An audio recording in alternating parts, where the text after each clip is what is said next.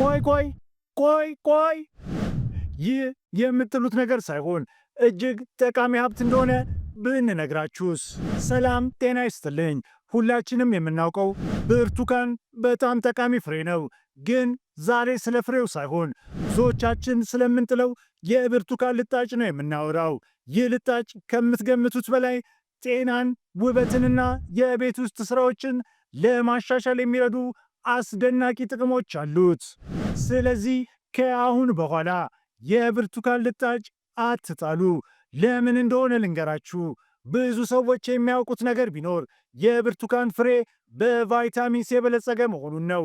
ነገር ግን ልጣጩ ውስጥ ከፍሬው የበለጠ ቫይታሚን ሲ፣ ፋይበርና ኃይለኛ የሆኑ አንቲኦክሲዳንት ይገኛሉ። በተለይ ደግሞ የሰውነት ሴሎችን ከጉዳት የሚከላከሉ ውህዶች በብዛት ይዘዋል። እነዚህ ውህዶች በሳይንስ የተረጋገጠ የጤና ጥቅም አላቸው። ዋና ዋና ጥቅሞች: ለምግብ መፈጨት ጠቃሚ ነው። የብርቱካን ልጣጭ በፋይበር የበለጸገ ነው። ይህ ፋይበር የአንጀትን ጤና በመጠበቅ የምግብ መፈጨት ስርዓቶን በትክክል እንዲሰራ ይረዳል። የሆድ ድርቀትን ለመከላከል ምርጥ ነው።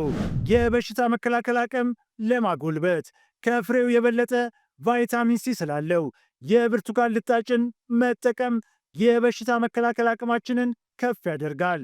ከጉንፋንና ከሌሎች ኢንፌክሽኖች ለመጠበቅ ይረዳል። ለሚያብረቀርቅ ቆዳ በውስጡ ያለው አንቲኦክሲዳንት ቆዳን የሚያበላሹ ፍሪ ራዲካልስን ያጠፋሉ።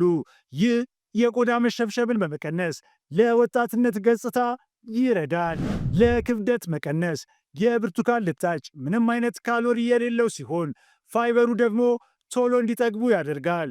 ስለዚህ ክብደትን ለመቀነስ ለሚፈልጉ ሰዎች ምርጥ ነው።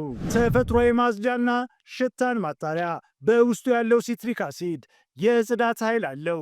ልጣጩን በውሃ ውስጥ በመቀቀል ወይም በሆምጣጤ ውስጥ በመንከር ለተፈጥሯዊ ማጽጃ መጠቀም ይችላሉ። በተጨማሪም ጥሩ መዓዛ ስላለው በቤት ውስጥ ያለውን አየር ለማጣራት ወይም እንደ ተፈጥሯዊ ተባይ ማባረሪያ መጠቀም ይችላሉ። አሁን ጥቅሙን አወቅን። እንዴት እንጠቀምበት? ቀላል ነው። የብርቱካን ልጣጭ ሻይ። ንጹህ የብርቱካን ልጣጭ ቆራርጣችሁ በሙቅ ውሃ ውስጥ ለ10 ደቂቃዎች በማቆየት አስደናቂ ሻይ መስራት ትችላላችሁ። የብርቱካን ልጣጭ ዱቄት። ልጣጩን በፀሐይ ላይ ወይም በምድጃ ውስጥ በማድረግ ከዛም በመፍጨት ዱቄቱን ማዘጋጀት ይቻላል። ይህንን ዱቄት ወደ ሻይ ውስጥ፣ እስሙዚ ውስጥ ወይም ለምግቦች እንደ ቅመምነት ማዕከል ይችላሉ። ለፊት ማስክ።